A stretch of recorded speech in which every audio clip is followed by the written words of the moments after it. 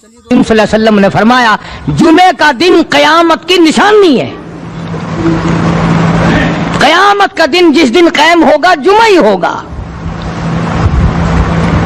آج جمعہ تفریح کا دن ہے، آج جمعہ جوئے کا دن ہے، آج جمعہ شراب پینے کا دن ہے، آج جمعہ کھیل تماشا بے حیائی بدماشی کا دن لوگوں نے بنا لیا ہے. ایک ہمارا ماحول ہے، آپ ذرا توجہ فرمائیں. جمعے کے دن فلموں میں رش ہے، جمعے کے دن سینما کے ٹکٹ کا رش ہے، جمعے کے دن VCR بہت زیادہ چلتے ہیں، جمعے کے دن ٹیلی ویژن پہ بڑا رش ہوتا ہے، جمعے کے دن بدماشی ہے، جوا ہے، بے حیائی، زیادہ سے زیادہ بے حیائی جمعے کے دن ہوتی ہے.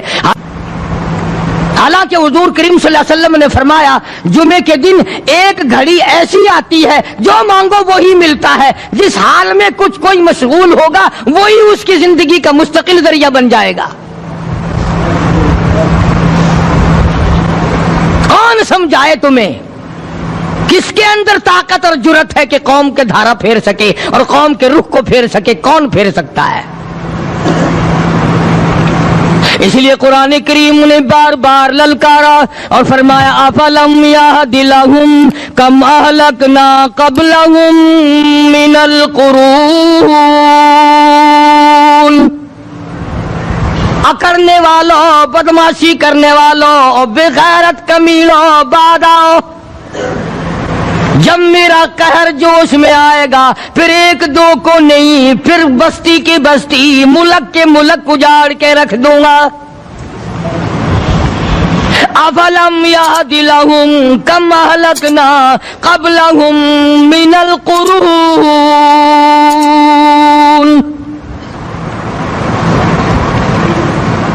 میں نے قرن کے قرن اجاڑ دیے، میں نے روئے زمین کے مالک اجاڑ دیے، میں نے ملکوں کے بادشاہ اجاڑ دیے، میں نے وزیر اعظم اجاڑ دیے، میں نے گورنروں سے بھیک کے ٹکڑے منگوا دیے. میں وہ خدا ہوں وتعز من تشاء وتذل من تشاء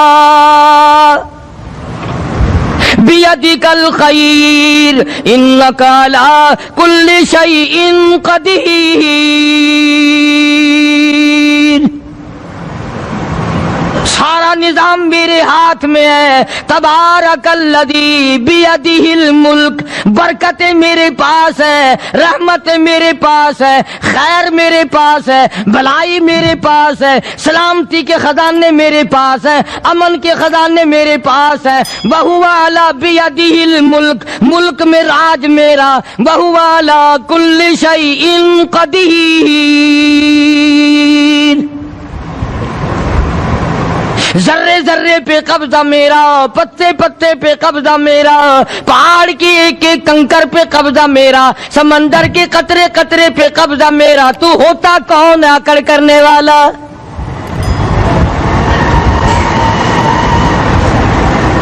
غور نہیں کرتے، سوچتے نہیں ہیں کہ کلام الہی ہمیں کیا بتانا چاہتا ہے. جناب عثمان رضی اللہ تعالیٰ عنہ فرماتے ہیں اور لوگوں میں نے ساری زندگی گزار دی اسلام کے بعد، جس دن سے میں نے کلمہ پڑھا آخری دم تک کوئی جمعہ ایسا نہیں، کوئی جمعہ ایسا نہیں گزرا اللہ کے نام پر میں نے ایک غلام خرید کے آزاد نہ کیا ہو. پہلے لوگ بھی جمعے کے دن درود پاک کی کثرت کرتے تھے، خیرات کیا کرتے تھے کہ 8 دن کا کفارہ ہو جائے، اللہ تبارک و تعالی راضی ہو جائے. آج کے دن قیامت آئے گی، نہ جانے میرا کیا حال بنے گا، کن لوگوں میں میرا شمار ہوگا. مدنی کریم صلی اللہ تعالی علیہ وسلم کا دربار لگا ہوا ہے، مجلس ہے آقا مدنی صلی اللہ علیہ وسلم کی. وہ کتنے مقدروں والے جوان تھے جو اپنے محبوب صلی اللہ علیہ وسلم کی مجلس میں بیٹھتے تھے. وہ کتنے خوش بخت اور خوش نصیبے والے لوگ تھے جو اپنے آقا کے سامنے بیٹھتے تھے. حضور کریم صلی اللہ علیہ وسلم نے فرمایا مجھے 3 چیزوں سے بڑی محبت ہے، 3 چیزیں بڑی پیاری لگتی ہیں، 3 چیزیں دنیا میں بڑی مرغوب ہیں مجھے.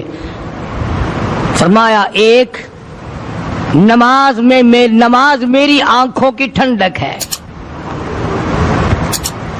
سرکار کی پسندیدہ بات سنو، فرمایا نماز میری آنکھوں کی ٹھنڈک ہے، جو نماز پڑھتا ہے وہ میری آنکھوں کو ٹھنڈا کرتا ہے، جو نماز نہیں پڑھتا کیا مطلب؟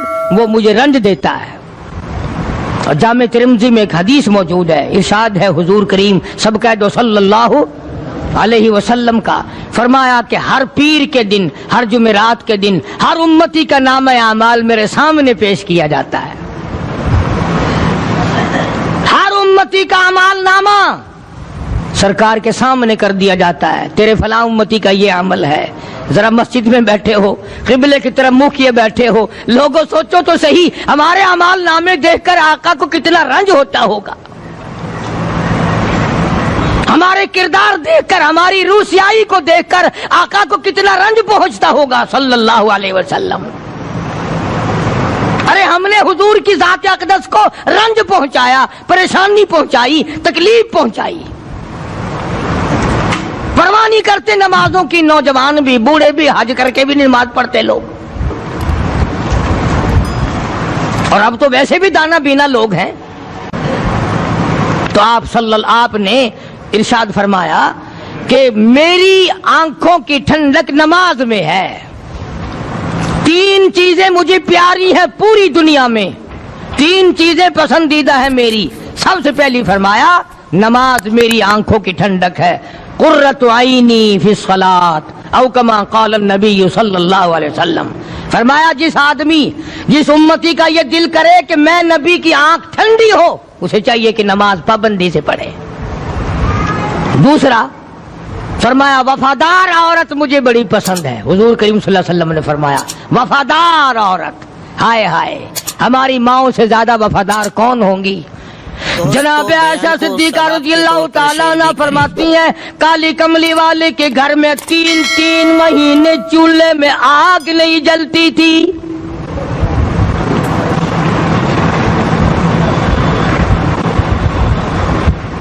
دوسروں کے واسطے ہے سیم و زر و گوہر، اور اپنا یہ حال ہے کہ چولہا ہے بجھا ہوا۔ جناب عائشہ صدیقہ رضی اللہ تعالیٰ عنہ فرماتی ہیں ہمیں 24 گھنٹے میں ایک پانی کا پیالہ اور ایک کھجور کا دانہ ملا کرتا تھا۔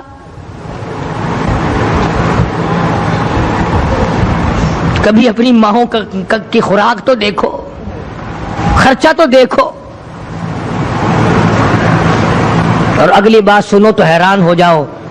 جناب عائشہ صدیقہ رضی اللہ تعالیٰ عنہ فرماتی ہیں اس پیالے اور کھجور کی قدر بھی تب ہوئی جب وہ بھی نہ ملی۔ پیسوں کو برباد کرنے والوں، بے قدری کرنے والوں، ذرا سوچو تو صحیح کہ کیا گھر ہے محمد عربی سب کہہ دو صلی اللہ علیہ وسلم کا۔ اسی گھر سے خیر و برکت ملی صحابہ کرام کو، لیکن دنیا نہ تھی، بلڈنگ نہ تھی، کوٹھی نہ تھی، بنگلہ نہ تھا، چہل پہل نہ تھی۔ اچھا ایک بات اور آج یاد کر کے لے جاؤ، یہ تو مجبوری ہوئی نا، یہ تو ایک مجبوری ہوئی، پریشانی ہوئی، محتاجی ہوئی کہ پانی کا ایک پیالہ اور ایک کھجور کا دانہ ملتا تھا۔ اور اگلی بات سنو تو حیران ہو جاؤ، مجبوری اور چیز ہے، اختیار سے کرنا اور چیز ہے۔ جناب فاروق اعظم رضی اللہ تعالیٰ عنہ کی حکومت ہے، عائشہ صدیقہ رضی اللہ تعالیٰ عنہ کا سال کا خرچہ 12,000 روپیہ بوری میں بھر کر حضرت عمر نے حضرت عائشہ کے گھر پہنچا دیا، لو تمہارا یہ سال کا خرچہ آ گیا۔ سال کا خرچہ حضرت عمر رضی اللہ تعالیٰ عنہ نے جناب عائشہ صدیقہ رضی اللہ تعالیٰ عنہ کے پاس بھیجا۔ اتنا بڑا بورا بھر کر آیا۔ اللہ غنی، بجائے خوش ہونے کے، بجائے مچلنے کے، بجائے فخر کرنے کے، اپنی خادمہ سے فرمانے لگی، حضرت عائشہ خادمہ سے فرمانے لگی میں نے تو اپنے محبوب صلی اللہ علیہ وسلم کے پیٹ پہ پتھر دیکھے، میں نے تو کالی کملی والے کو فاقے کرتے دیکھا. خادمہ سے فرمانے لگی اس بوری کے اور میرے درمیان میں کپڑا لٹکا دے, میری آنکھ دیکھنا گوارا نہیں کرتی, میری آنکھ دیکھنا بھی گوارا نہیں کرتی. اس نے کپڑا لٹکا دیا. اس کے بعد خادمہ سے فرمانے لگی مدینے میں اعلان کراؤ جس کو خیرات چاہیے وہ عائشہ کے دروازے سے آ کے لے جائے رضی اللہ تعالیٰ عنہا. سارے مدینے میں اعلان ہوگا خیرات لینے والے آ جاؤ. شیئر ضرور کریں. ایک اور بات تھی اس وقت میں, ضرورت مند جاتا تھا, یہ نہیں کہ ٹیبک میں ہزاروں روپیہ پڑا ہوا پھر بھی مانگ کے کھانا ہے, جیب میں ہزاروں روپیہ پھر بھی مانگنا ہے, پلے سے نہیں کھانا. کہ جتنے بھیک مانگے ہیں نا بھیک مانگنے والے, 1 کروڑ روپیہ دے دو انشاءاللہ شام کو پھر بھی مانگے گا. اس کے مقدر میں بھیک مانگنا ہے. اسے فرمانے لگی کچھ نہیں ہے. وہ خادمہ کہنے لگی کچھ نہیں ہے. اب وہ خادمہ کہنے لگی کہ اگر 1 ٹکے کا گوشت منگوا لیتی تو تم بھی اپنا روزہ کھول لیتی, گوشت سے میں بھی کھا لیتی. کیا جواب دیا اما عائشہ صدیقہ رضی اللہ تعالی عنہا نے؟ فرمانے لگی اب تانا دینے سے کیا فائدہ, تو نے اس وقت یاد کیوں نہیں دلایا؟ اس لیے میں نے یہ واقعہ سنا دیا کہ پہلی بات سن کر کے تو آپ لوگوں کے دل میں بھی یہ بات آئی ہے نا کہ جی مجبوری ہے, چوری تو وہ کرنے سے رہی بیچاری. پریشانی جو ہوئی, غربت جو ہوئی, تنگی جو ہوئی, چلو پانی کا پیالے پہ گزر کیا. اور نہیں, یہ حضرات اختیاری بھی فاقہ کرتے تھے. اب 12,000 آیا اور افطار کرنے کے لیے چھچوا رہے, کھجور بھی نہیں. اور ہم تو خدا جانے کب کب تک کا انتظام سوچتے ہیں, پوتے پوتیوں تک کا انتظام جب تک نہ کر لیں اور اولاد در اولاد تک کا انتظام نہ کر دیں اس وقت تک ہماری تسلی تو ہوتی نہیں. اسی کو مجذوب نے بڑے عجیب طریقے سے سمجھایا, کہتا ہے کہ آنے والی کس سے ٹالی جائے گی, آنے والی کس سے ٹالی جائے گی, اور جان ٹھہری جانے والی جائے گی, روح رگ رگ سے نکالی جائے گی, تجھ پہ ایک دن خاک ڈالی جائے گی. تیرے رشتہ دار عزیز اقربا دھڑا دھڑ مٹی پھینک کے ایسے آئیں گے گویا تجھے پہچانتے بھی نہیں. بڑی بڑی عجیب باتیں کہی مجذوب علیہ رحمت نے. اللہ کی رحمت نازل ہو اس کی قبر مبارک پہ, آمین کہو. کہتا ہے سب کی سب ہیں راہ روے کوئے فنا, سب چل رہے ہیں فنا کی طرف. اب یہ جو ہم لوگ بیٹھے ہیں نا خوش ہو رہے ہیں, میری 50 سال عمر ہو گئی, میری 60 سال عمر ہو گئی, میری 40 سال عمر ہو گئی, میری 30 سال کم عمر ہو گئی. اور اصل بات ہمارے دماغ میں, اور اپنے آپ کو آخرت کے لیے جس قدر ممکن ہو سکے تیاری کریں. آج کل بڑی رات ہے, سویرے اٹھو, کم سے کم صبح و شام ہر آدمی 1 تسبیح درود شریف کی, 1 تسبیح استغفار کی, اور 1 تسبیح تیسرے کلمے کی. یہ تو کم سے کم ہو ہی جائے. بکواس کرتے سو جاتے ہیں, بکواس کرتے اٹھ جاتے ہیں. بلا ہے کوئی زندگی کا معاملہ؟ اللہ سے معافی مانگتا سو جا اور معافی مانگتا اٹھ جا, خدا کی قسم اللہ کا دریائے کرم جوش میں آئے گا. تو یہ ساری چیزیں میں نے لیے عرض کی. تو وقت پورا کرنے والا حساب نہیں کہ نہ جانے کس کو توبہ کی توفیق ہو جائے. کم سے کم ان 3 تسبیحوں کو ہر مرد عورت لازمی پکڑ لے. 1 تسبیح درود شریف کی, 1 تسبیح سبحان اللہ والحمدللہ ولا الہ الا اللہ واللہ اکبر ولا حول ولا قوۃ الا باللہ العلی العظیم, اور 1 تسبیح استغفر اللہ الذی لا الہ الا هو الحی القیوم واتوب الیہ, یا استغفر اللہ ربی من کل ذنب واتوب الیہ, اور 1 تسبیح درود شریف کی اللہم صلی علی سیدنا مولانا محمد وعلی آل سیدنا مولانا محمد مبارک وسلم وصلی علیہ. جب 1 مرتبہ درود بندہ پڑھے گا 10 بار اللہ کی رحمت آئے گی, 10 گناہ معاف ہوں گے, 10 درجے بلند ہوں گے, 10 خطائیں معاف کر دی جائیں گی. تو کتنا بڑا اجر ہے. خصوصاً بوڑھوں کو چاہیے کہ وہ گپوں میں اپنا وقت خراب نہ کریں. خدا کی قسم قبر میں جانے کے بعد تجھے 1 سانس کی مہلت نہ ملے. پر مجھے اس بات کا افسوس ہے کہ آپ لوگ پورا مضمون سننے کی کوشش نہیں کرتے, بلکہ بعض لوگ بالکل اخیر میں سر سے, ایک ہے جمعے کی فضیلت حاصل کرنا, ایک ہے جمعہ پڑھنا, ایک ہے سینوں لہاؤنا. اس میں بڑا فرق ہے. ایک ہے سر سے اتارنا, اور ایک ہے اس کی فضیلت کا حاصل کرنا۔ حدیث پاک میں آتا ہے کہ جمعے کے دن فرشتے دروازے پہ کھڑے ہو کر کے حاضری لگاتے ہیں۔ ہاں، اللہ صاحب مل کی ٹیکسٹائل مل کی حاضری کا تو پتا ہے، مسجد کی حاضری کا کوئی پتا نہیں۔ اگر دیر ہو جائے تو وہ گیٹ کیپر واپسی کر سکتا ہے، اگر دیر میں آیا تو یہ فرشتہ نہیں کہتا، وہ لانتی ہوا پیچھے سے۔ بہت مدت کی بات ہے، علامہ یوسف بن نور رحمۃ اللہ علیہ زندہ تھے، میں کراچی تھا، تو حضرت نے مجھے فرمایا کہ جمعہ ہمارے یہاں پڑھا دو اب کے۔ میری والی وہ جمعہ پڑھاتا تھا ان دنوں میں، تو میں جب گیا تو ہم ایک چھوٹے سے دروازے سے داخل ہونے لگے۔ ایک پٹھان کہنے لگا پرلے دروازے سے چلو، میں بھی ادھر سے جاتا ہوں۔ میں نے کہا کیوں؟ کہنے لگا فرشتہ ادھر رجسٹر لیے کھڑا ہے، تم ادھر سے گھس جاؤ گے تمہارا حاضری نہیں لگے گا۔ وہ کہنے لگا فرشتہ بڑے گیٹ پہ کھڑا ہے، ادھر چلو۔ تو کم سے کم اس پٹھان کا تو یہ عقیدہ ہے کہ فرشتہ کھڑا ہے، اور تمہارا خیال یہ ہے کہ جمعے کے دن نہ فرشتہ ہے نہ خدا ہے، کوئی بھی نہیں ہے۔ اس لیے سیرت النبی صلی اللہ علیہ وسلم کا عنوان شروع ہوگا، وقتی آؤ پورا مضمون سنو تاکہ لطف آئے، دل و دماغ بنے۔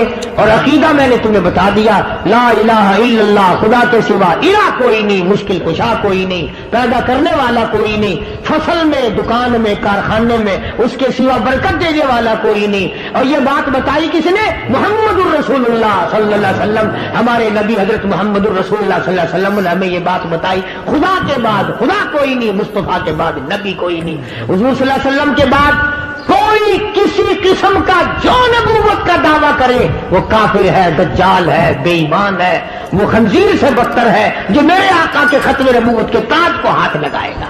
فرمایا لہم قلوب لا یفقہون بہا، اللہ پاک جل شانہ فرماتے ہیں جس کا دل قرآن کریم سمجھنے کا عادی نہیں، لہم قلوب لا یفقہون بہا، جس کا دل قرآن سمجھنے کے لیے تیار نہیں، وَلَهُمْ أَعْيُنٌ لَا يُبْصِرُونَ بِهَا، جس کا کان اللہ کا قرآن سننے کے لیے تیار نہیں،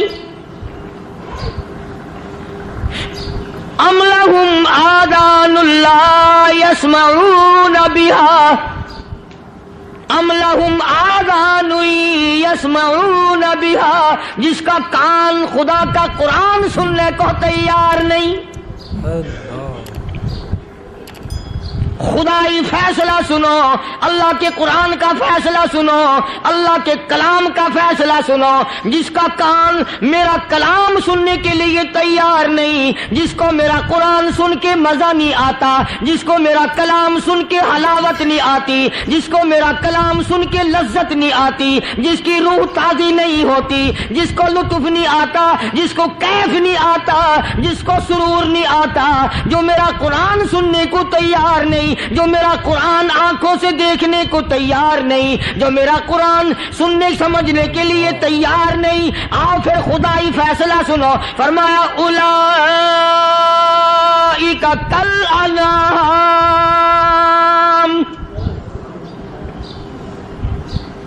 میرا فیصلہ نہیں، کسی پارٹی کا فیصلہ نہیں، کسی فرقے کا نہیں، کسی طبقے کا نہیں، کسی جماعت کا نہیں۔ فرمایا اولئک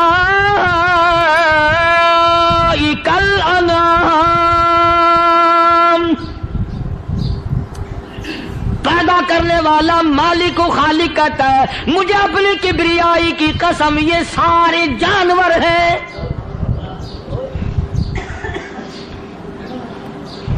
یہ سارے کے سارے جانور ہیں، یہ درندے ہیں جو ایک دوسرے کو چیر پاڑ کر کھاتے ہیں، یہ درندے ہیں جو ایک دوسرے کا خون پیتے ہیں۔ فرمایا بل ہم اضل، جانوروں سے بھی بدتر۔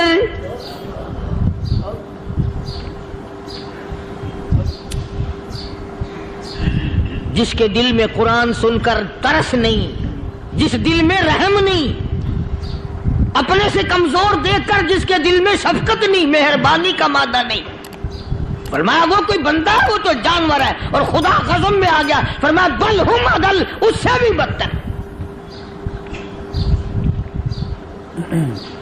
اللہ اللہ والے جو ہیں وہ ان خصلتوں کو دور کراتے ہیں اور وہ آدمی کے مزاج اور دل میں سے ایسی چیزیں نکالتے ہیں جو اس کی بربادی کا ذریعہ بنتا ہے.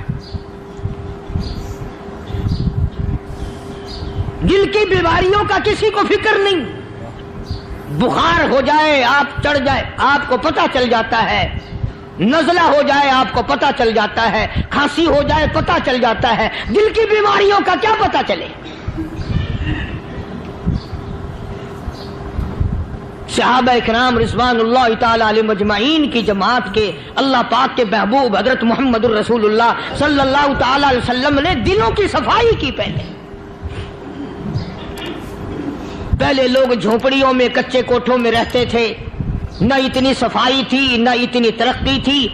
آج برتنوں کی صفائی دیکھو, کپڑوں کی صفائی دیکھو, مکان کی صفائی دیکھو, رات دن بس اسی دھندے میں لگے ہوئے.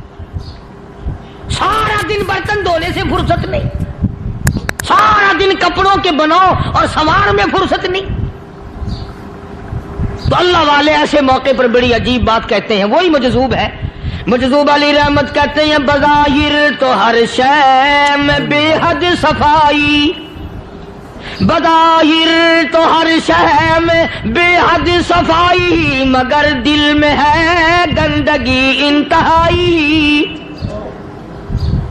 بظاہر تو ہر شے میں چہرے کی صفائی, بدن کی صفائی, نہ جانے کتنی قسم کا صابن ہے, نہ جانے کتنی قسم کے پاؤڈر ہیں, نہ جانے کتنی قسم کے شیمپو ہیں, نہ جانے کتنی قسم کے کپڑے ہیں, کیا چال ڈھال ہے, کیا نئے نئے ڈیزائن ہے. مجذوب کہتا سب کچھ دیکھ لیا, بظاہر تو ہر شے میں بے حد صفائی, مگر دل میں ہے گندگی انتہائی. جس یار کی بیٹھک میں بیٹھ کے کھانا کھایا, جس رشتہ دار کی بیٹھک میں بیٹھ کے کھانا کھایا, اسی کی بہن کو دیکھ کر آبرو پہ ڈاکہ ڈالنے کا پروگرام ہے. جس دوست کے گھر میں بیٹھ کے کھانا کھایا, اسی دوست کی بیوی کی عزت لوٹنے کا پروگرام ہے. پرانے زمانے میں اب بھی دلی جیسے شہر میں اگر دعوت کی جاتی ہے تو وہاں ایک تشتری میں نمک آتا ہے سب سے پہلے. عرب میں بھی دستور تھا پرانے زمانے میں, اگر کوئی دعوت کرتا, کوئی تقریب کرتا, سب سے پہلے نمک آتا تھا. ایک ایک انگلی ہر شخص نمک چاٹتا تھا. کیا مطلب؟ جس نے نمک چاٹ لیا اب وہ نمک حرامی نہیں بنے گا. اس گھر میں چوری کرنا, اس گھر کی آبرو کا غلط تصور لانا, اس گھر کے مال میں خیانت کرنا وہ حرام سمجھتا تھا جس گھر کا میں نے نمک چکھ لیا. اور مسلمانوں کی بات نہیں, ہندوؤں کی بھی یہ باتیں تھی. مولانا محمد علی صاحب جلندری سب قید رحمت اللہ علیہ فرمایا کرتے تھے کہ ایک سکھ تھا بہت بڑا ڈاکو, مسلمان اور ہندو مل کر اس کو ساتھ ملا کر کے لے گئے کہ یہاں اس گاؤں میں اس پنڈ میں ڈاکہ ڈالے. سفر کر کے گئے, تکلیف اٹھا کے گئے. اس سکھ ڈاکو نے پوچھ لیا کہ یہ کون سا گاؤں ہے کہ یہ فلانا ہے. اچھا سارے کے سارے یہ تلاش کرو, یہ سوچ بچار کرو, اپنے پنڈ کی, اپنے علاقے کی, کسی مسلمان کی, کسی ہندو کی, کسی سکھ کی, کسی چوڑے چمار کی اس گاؤں میں لڑکی تو نہیں. ہمارے یہاں سے کوئی لڑکی تو شادی ہو کے یہاں نہیں آئی ہوئی. ان ساروں میں سے کہنے لگا کہ ہمارے بھنگی کی لڑکی جمادار کی یہاں آئی ہوئی ہے. کہنے لگا واپس چلو, بیٹی بیٹی ہے چاہے بھنگی کی ہو یا نواب کی ہو. ارے کل بیٹی کا ڈولا دیا تھا, آج ڈاکہ ڈالیں گے, شرم نہیں آئے گی؟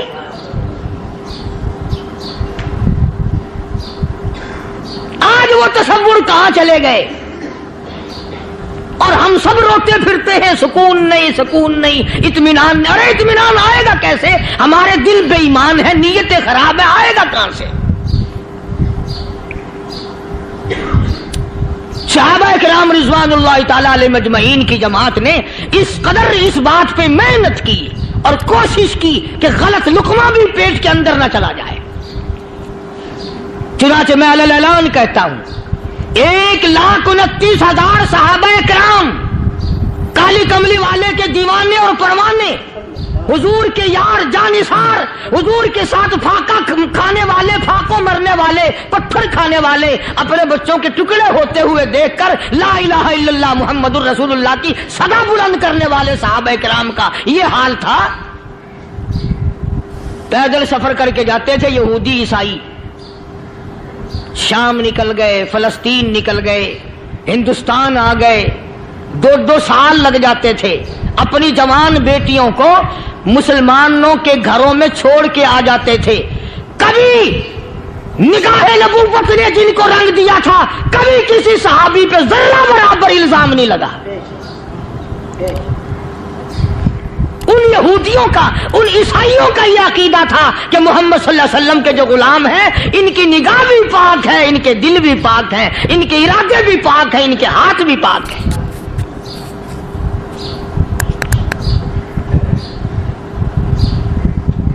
مصر کے گورنر نے, مصر کے جنرل کرنل نے خط لکھا سیدنا فاروق اعظم رضی اللہ تعالی عنہ کی خدمت میں. دور خلافت ہے حضرت فاروق اعظم کا. کیا خط لکھا کہ حضور مجھے کافی وقت گزر گیا ہے اور فلاں علاقے میں آپ کے حکم سے ہم نے جانا ہے اور راستہ صرف ایک ہے اور اس راستے میں جال بچھا دیا گیا. اب مجھے مشورہ دیں میں کیا کروں, حکم دیں مجھے. جال کیا بچھا دیا گیا کہ ہمیں پتہ چل گیا ہے عیسائیوں نے پروگرام بنایا, سینکڑوں لڑکیاں تلاش کر کر کے بڑی خوبصورت حسینہ اکٹھی کی ہیں, ان کو گانے بجانے کی ٹریننگ دی ہے, ان کو اچھی اچھی آوازوں والی لڑکیاں ڈھونڈ کے لائے ہیں اور انہوں نے یہ پروگرام بنایا کہ جب مسلمانوں کی فوج اس گلی سے گزرے گی ان کوٹھوں کے اوپر چڑھ کے گانا بجانا کریں گے تاکہ ان کے دل میں بدماشی آئے اور ان کا بیڑا غرق ہو.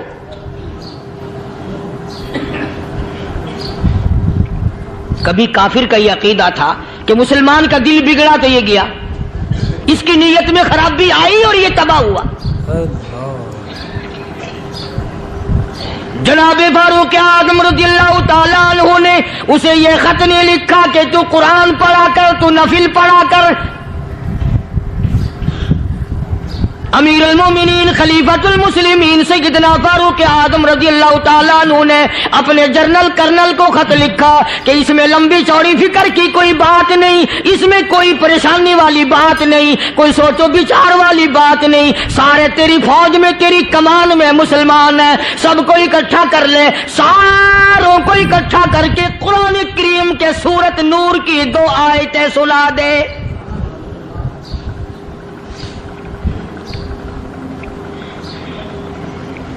یہ بھی نہیں فرمایا کہ سزا سناؤ, اتنے کوڑے لگیں گے, جو خلاف کرے گا یوں قید ہوگی, یوں کورٹ مارشل کر دیا جائے گا, کچھ نہیں. جناب فاروق اعظم رضی اللہ تعالیٰ عنہ کی رائے دیکھو, ان کے خیال میں قرآن کریم میں اتنی بڑی طاقت ہے, اتنی بڑی عظمت ہے, اتنی بڑی کرامت ہے, کلام الہی میں اتنا بڑا شرف ہے. اعلان کر دیا, فرمایا اپنے کرنل کو ساری فوج کو, لشکر کو اکٹھا کر کے قرآن کریم کی فلاں فلاں آیت سنا دے.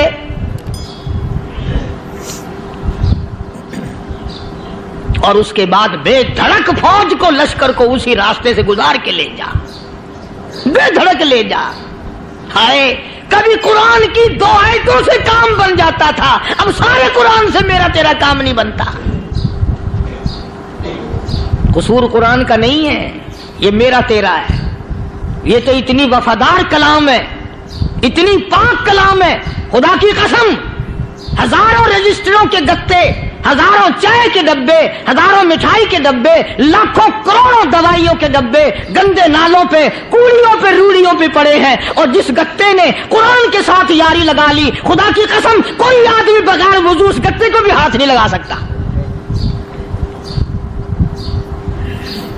ہزاروں نہیں لاکھوں کپڑے مارکیٹ میں پڑے, پر جس کپڑے نے قرآن سے یاری لگا لی, جو کپڑا جسدان بن کر قرآن پہ چڑھ گیا, لوگ اس کو بھی چومتے ہیں اور چومنا چاہیے.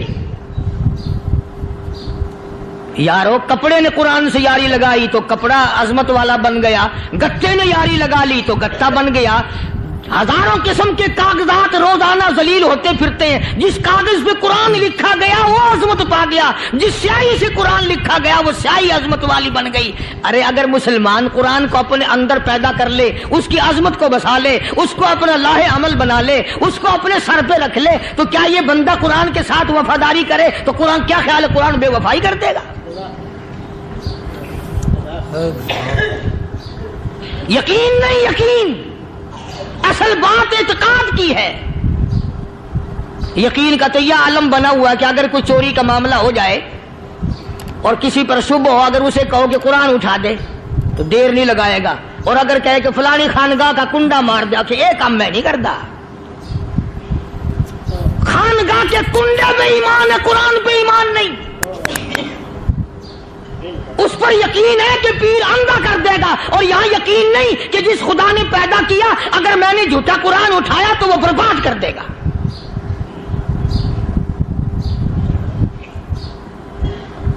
عجیب عجیب لوگ ہیں.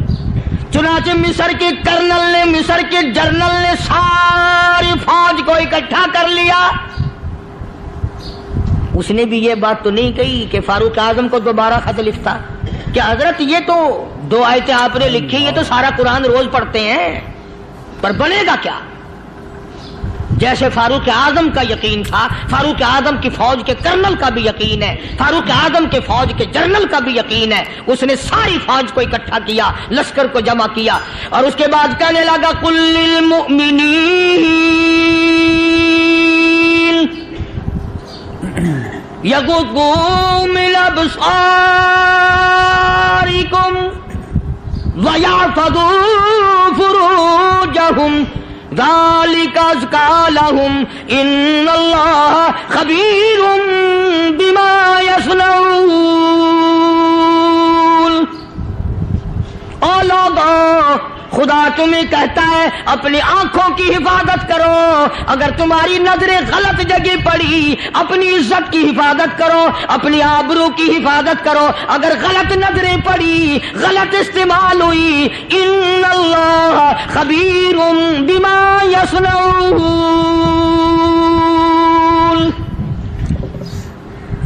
اللہ پاک تمہاری ساتھ ساتھ ہے, وہ ہر چیز کو دیکھتا جائے گا, وہ ہر چیز تمہاری دیکھے گا.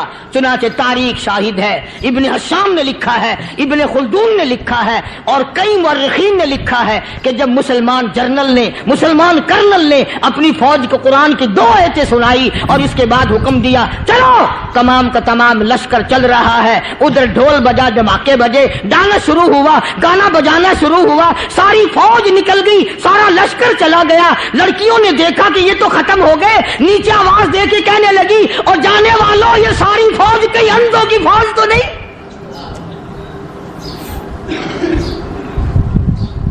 یہ حسن کا نظارہ اور یہ ڈانس اور یہ آواز, ہم ناچ ناچ کے تھک گئی, کوئی سر نہیں اٹھاتا.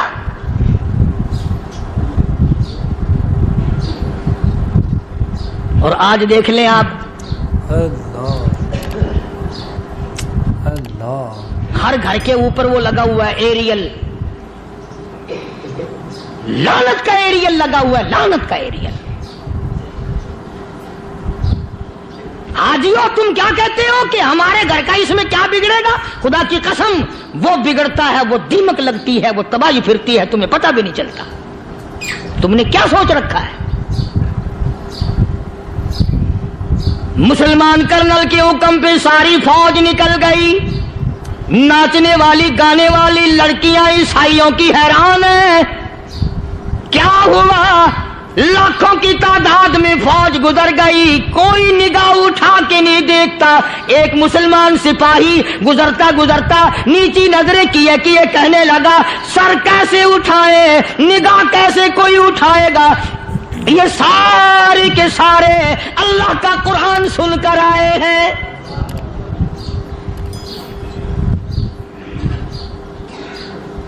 کیسے کوئی نگاہ اٹھائے گا, کیسے کوئی سر کو اٹھائے گا؟ یہ سارے کے سارے اللہ کا قرآن سن کر آئے ہیں. ان کا عمل ہوا نا قرآن پہ, ان کے عمل کا کتنا بڑا اثر پڑا. مورخین نے لکھا, ابن ہشام لکھتا ہے, عیسائی لڑکیوں نے چھلانگیں لگا دی, کوٹھی سے نیچے آ گئی, کہنے لگی عام مسلمانوں وہ قرآن ہمیں بھی سنا کے جاؤ جس میں اتنی اسپرٹ ہے, اتنی طاقت ہے, جو حسن کے نظارے سے روک دے, جو گانے بجانے سے روک دے. یہ تو آدمی کے دل کا سکون ہے, نہ گانا سنتے ہو نہ حسن کا نظارہ کرتے ہو. جاتے والے یوں نہ جاؤ, ہمیں بھی وہ قرآن سنا کے جاؤ.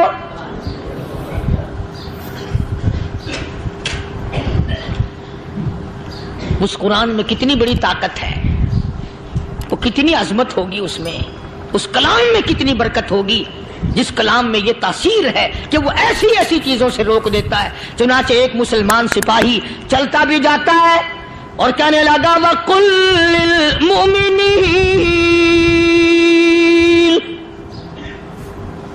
وَقُلْ لِلْمُؤْمِنِينَ, قرآن کی آیت پڑھ کے سنائی.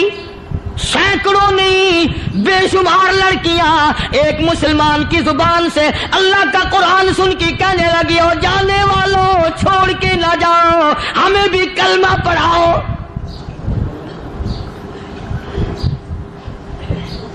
جتنی بھی وہ ناچنے گانے والی تھی تمام کی تمام کلمہ پڑھ کر مسلمان بن گئی. اور مورخین نے لکھا ہے آخری دم تک قرآن کی شیدائی اور دیوانی بن کے گزری ہیں.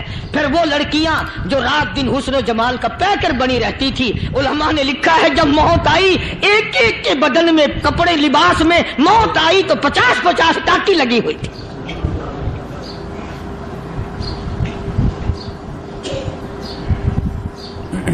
بظاہر تو آج بھی بڑی جھاڑا پنجی ہے, بڑی صفائی ہے, بڑی دوڑ دھوپ ہے.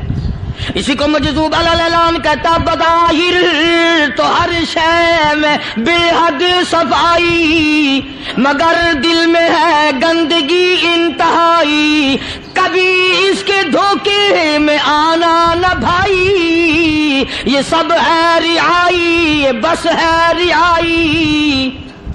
یہ تو چیز ہی کچھ نہیں. بڑے بڑے دھندے ہمیں پلٹتے دیکھے, بڑے بڑے نظام بگڑتے دیکھے. محمد عربی صلی اللہ تعالی علیہ وسلم کے دربار میں بڑے بڑے لوگ آتے تھے. اللہ غنی, نگاہ نبوت نے جس کو رنگ دیا سبحان اللہ, پھر قیمت بن گیا, وہ اسلام کی دولت سے پیچھے نہ ہٹا. کوئی پیچھا پھر کے دیکھا ہی نہیں کہ ہم کیا کر رہے ہیں. ایک لذت تھی, ایک کیف تھا, ایک سرور تھا صحابہ کرام کو. کہاں سے وہ چیز ہم لائیں, کیسے ہم میں وہ چیز پیدا ہوگی. جنگ بدر ہوا, بڑی بہترین بات ہے, توجہ لکھ کے لے جاؤ, انشاءاللہ قبروں میں دعائیں دو گے. جنگ بدر ہوا, 70 سے زیادہ کافر پکڑے گئے, مدینے میں پکڑ کے قیدی بنا کر کے لائے گئے. تنگ دستی کا زمانہ ہے, 1 سال نہیں ہوا مسلمان اجڑ کے آئے تھے, مار کھا کے آئے, پریشان ہو کر آئے, دن دولت چھوڑ کر لٹا کر آئے. ان کے پلے کیا تھا. شام کا وقت ہوا, مدنی کریم صلی اللہ تعالی علیہ وسلم نے مسجد کے دروازے میں کھڑے ہو کر اعلان فرما دیا, کون ہے, کون ہے جو میرے مہمانوں کو کھانا کھلائے. اور وہ مہمان کوئی شہنشاہ نہیں تھے, ہیں بھی کافر, ہیں بھی اسلام کے دشمن, آئے بھی صحابہ کرام کو مارنے, میدان جنگ سے پکڑ کے لائے گئے, جنگی قیدی ہیں. اس نبی کی طرف کبھی منہ کیا کر جس نبی کا تو غلام ہے, امتی بنا پھرتا ہے. فرمایا کون ہے جو میرے مہمانوں کو کھانا کھلائے. صحابہ کرام میں سے کسی نے 2 پکڑ لیے, کسی نے 1 کو ساتھ لے لیا. ایک نادار سا غریب سا صحابی ہے, اس نے ساتھ لے لیا ایک مہمان اور گھر لے کے گیا. بیوی کو کہنے لگا کہ کھانا کتنا ہے, کہ بس 1 آدمی جوگا ہے, 1 آدمی کی کافی ہوگا. کان میں کہنے لگا اپنی بیوی کے، دستور تھا عرب کا، مہمان اور میزبان اکٹھے کھایا کرتے تھے، اپنی گھر والی کے کان میں کہنے لگا کہ اس کے آگے کھانا رکھ دیں گے مہمان کے، جب یہ کھانا شروع کر دے گا کسی بہانے سے دیوا بجھا دیو، میں یوں ہی منہ کو خالی ہلاتا رہوں گا، یہ کھانا کھا لے گا، پیٹ بھر جائے گا اس کا۔ چنانچہ کھانا آگے رکھ دیا، جو کچھ بھی تھا اس نے کھانا شروع کیا کہ جی آپ بھی کھائیں، کہ ہاں میں بھی کھا رہا ہوں۔ بس یوں ہی کھانے میں بھی ہاتھ لگائے، منہ کو بھی ہاتھ لگائے اور منہ کو چلائے بھی برابر، بیوی نے چراغ بجھا دیا۔ یہ عمل تو صحابی کر رہا ہے اپنے گھر میں، ادھر قرآن کریم نازل ہو گیا محمد کریم صلی اللہ علیہ وسلم کی ذات پہ، فرمایا وَيُؤْثِرُونَ عَلَىٰ أَنفُسِهِمْ وَلَوْ كَانَ بِهِمْ خَصَاصَةٌ وَمَن يُوقَ شُحَّ نَفْسِهِ فَأُولَٰئِكَ هُمُ الْمُفْلِحُونَ۔ اور میرے محبوب مبارک ہو، تیری امت میں ایسے لوگ بھی ہیں جو اپنا منہ خالی ہلا رہا ہے، بیوی بھوکی بیٹھی ہے، چراغ بجھائے بیٹھی ہے اور اپنے ہاتھ کو خالی چلا رہا ہے اور میرے بندے کا پیٹ بھر رہا ہے۔ اور میرے محبوب مجھے اپنی عظمت کی قسم، میں تیرے ان دیوانوں پہ جنت واجب کر چکا۔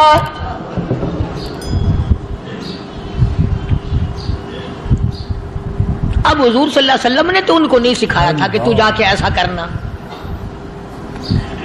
قدرتی مزاج ایسا بنا دیا تھا۔ ایک اور موقع آیا مدینے پاک میں، جنگی قیدی اور جگہ سے اسی طرح سے آئے، ایک صحابی ایک اور آدمی کو، جنگی قیدی کو کافر میں گھر لے گیا۔ بیوی کہنے لگی کہ ایک ہی آدمی کا کھانا ہے بس، انہوں نے کہا اس کو دے دو۔ وہ کافر جنگی قیدی کہنے لگا جی آپ بھی کھائیں، کہنے لگا بھی بات ہے صاف، ایک آدمی کا کھانا ہے، تو کھانا کھا، میں درخت کے پتے چبا لیتا ہوں۔ وہ کہنے لگا میں کھاؤں گا پتے، انہوں نے کہا تو رئیس آدمی ہے مکے کا، میں پرانا غریب ہوں، مجھے پتے چبانے کی عادت ہے، تیرے پیٹ میں درد نہ ہو جائے، میں عادی ہوں پتے چبانے کا۔ اس نے پتے چبا لیے، کافر مسافر اور مہمان جو تھا جنگی قیدی اس کو کھانا کھلا دیا۔ دوسرے دن پھر ایسی نوبت آئی، اس نے کہا آپ بھی میرے ساتھ کھانا کھائیں؟ نے کہا نہیں بھائی تو کھا، میں پتے چبانے کا عادی ہوں۔ 2 دن تو اس کافر نے کھانا کھا لیا، اور جب تیسرے دن اس کے آگے کھانا آیا، انہوں نے کہا بھائی تو ہی کھا، بس اتنا ہی کھانا ہے، میں تو میاں بیوی ہم تو پتے چبا لیں گے۔ اور کہنے لگا مدینے والوں تم خود پتے چباتے ہو، دشمنوں کو کھانا کھلاتے ہو، آج میری بھی ایک شرط ہے، پہلے کلمہ پڑھا پھر کھانا کھلا۔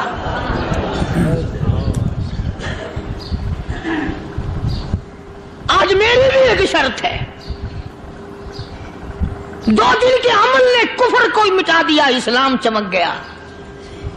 2 دن کے عمل نے، میرا تیرا 60 سال کا عمل ہے، کبھی کسی کافر کو مسلمان بنایا؟ الٹے ہی کام، ہر غلط، ہر معاملہ الٹا ہی ہے، ہر آدمی بیزار ہوتا ہے، یار دین تو کچھ نہیں، یار اسلام کچھ نہیں، یارو ایمان کچھ نہیں۔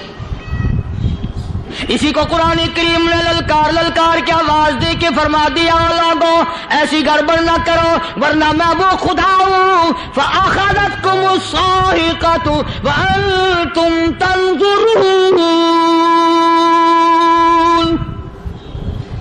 جبریل امین نے ایک چیخ ماری، ساری قوم کے جگر پھٹ گئے۔ میں وہ خدا ہوں، لا تركضوا وارجعوا إلى ما أترفتم فيه ومساكنكم لعلكم تسألون۔ لوگ مکان چھوڑ کے بھاگتے ہیں، ماحول چھوڑ کر بھاگتے ہیں، معاشرہ چھوڑ کر کے بھاگتے ہیں۔ خدا کہتا آؤ جن مکانوں پہ تمہیں ناز تھا وہ یہ کھڑے بھاگ آ رہے۔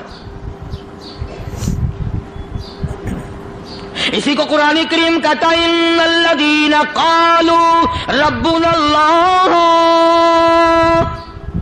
ثم استقاموا وہ آدمی جس نے لا الہ الا اللہ محمد الرسول اللہ صلی اللہ علیہ وسلم پڑھا، اللہ کی توحید کا اقرار کر لیا، او میرے مالک تیرے سوا میرا کوئی مشکل کشا نہیں، حاجت روا نہیں، میرے دل کے بھید کو جاننے والا نہیں، میری بگڑی بنانے والا کوئی نہیں، اجڑوں کو بسانے والا کوئی نہیں، کھیتی کو آباد کرنے والا کوئی نہیں، ایک دانے سے سینکڑوں دانے بنانے والا تیرے سوا کوئی نہیں۔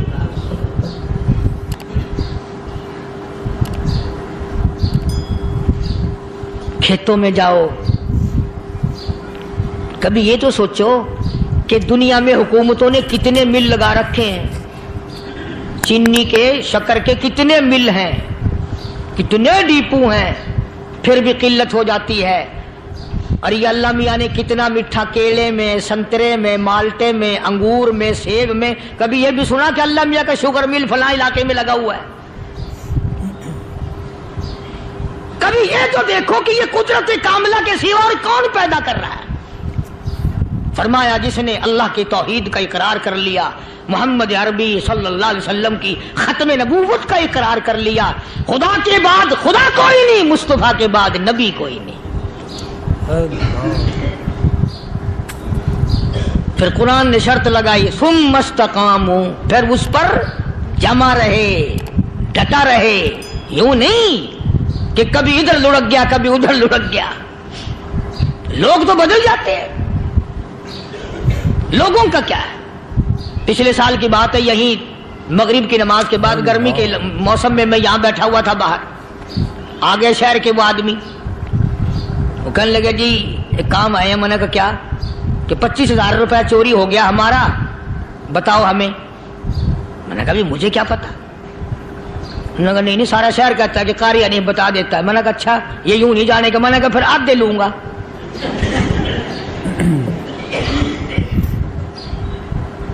25,000 گم ہوئے ہیں نا، 12.5 میرے 12.5 تمہارے۔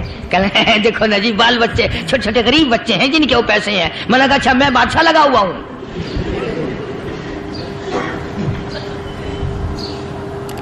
انہوں نے کہا جی سودا مہنگا۔ میں نے کہا پھر کہیں اور چلے جاؤ۔ جتنا میں نے سمجھایا نہیں ماننا کہ اگر ہمیں یوں پتہ چل جائے مولویوں کو ولیوں کو تو پھر یہ لاکھوں کروڑوں پولیس والے رکھنے کی ضرورت ہے بھلا؟ اتنی بڑی فوج کا رکھ کر کیا کریں گے ہم؟ اربوں روپیہ فوج کا خرچہ ہے، 2 ولی، ایک ولی کو اس بارڈر پہ بٹھا دیں گے، ایک ولی کو اس بارڈر پہ بٹھا دیں گے، پھر ہم بڑھانا دیں گے اولیاء کرام رجمت۔ ذہنیت ماری گئی، سمجھ نہیں پاتے، دین کے قریب نہیں آتے لوگ، سمجھتے نہیں۔ فرمایا ثم استقاموا تتنزل علیہم الملائکۃ الا تخافوا ولا تحزنوا وابشروا بالجنہ التی کنتم توعدون۔ قرآن کہتا ہے ادھر ولی کی موت آتی ہے، ایسا آدمی جو اپنے کلمے پہ جمع رہے، شرک و بدعت کی لعنت سے بچے، کفر و نفاق سے بچے۔ ادھر موت آتی ہے، ادھر فرشتے کہتے ہیں گھبرانا، غم نہ کر، بہشت کے دروازے تیرے لیے سارے کھلے ہوئے۔ وَلَكُمْ فِيهَا مَا تَشْتَهِي أَنفُسُكُمْ وَلَكُمْ فِيهَا مَا تَدَّعُونَ۔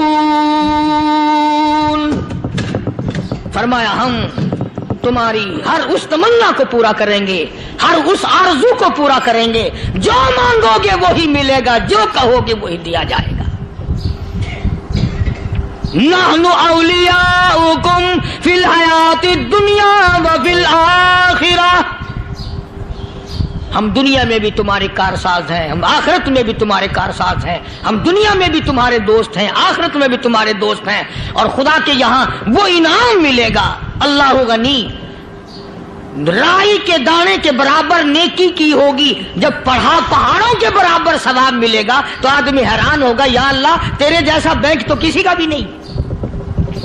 رائی کا دانہ لے کر پہاڑ واپس کر دیا، مالک نے نجات کا ذریعہ بنا دیا۔ فرمایا نزلا من غفور رحیم، یہ مہمانی ہے پروردگار عالم کی طرف سے۔ قرآن اعلان کر کر کے کہتا وبالاسحار هم یستغفرون۔ اللہ پاک فرماتے ہیں میرے بندوں کی نشانی یہ ہے کہ وہ آخری رات میں بڑے ویلے سحری کے وقت اٹھ کر استغفار کرتے ہیں، اللہ کے حضور میں معافی مانگتے ہیں، روتے ہیں، عاجزی کرتے ہیں۔ کہتا کہ ایک تڑپ سی دل میں امنگتی ہے، ایک درد جگر میں ہوتا ہے، ایک تڑپ سی دل میں امنگتی ہے، ایک درد جگر میں ہوتا ہے، ہم رات کو رویا کرتے ہیں جب سارا عالم سوتا ہے۔ سب لوگ سوئے ہوئے ہوں اور اللہ کا دروازہ کھٹکھٹا، اندھیرے میں مالک کائنات کے سامنے جھولی پھیلا، اپنی بگڑی کا سوال کر، اپنی مشکلات اس مالک کے سامنے پیش کر جو سارے جہان کا خالق و مالک ہے۔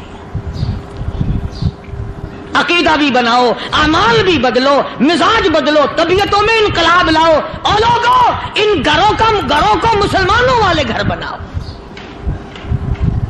تم برا مان کے جاؤ یا بھلا مان کے جاؤ، میں اپنے عقیدے کی بات کو چھپاتا نہیں۔ جس گھر میں کوئی مرد عورت قرآن کے کھولنے والا نہیں، میں اس گھر کو مسلمان کا گھر نہیں کہتا، وہ چوڑے اور کراڑ اور سکھ کا گھر ہے۔ تمہیں یہ سکھایا کس نے ہے کہ مرنے کے بعد قرآن پڑھا جاتا ہے اور ساری زندگی میں نہیں پڑھا جاتا؟ یہ قرآن مردوں کے لیے تھوڑی آیا، یہ زندوں کے لیے آیا ہے۔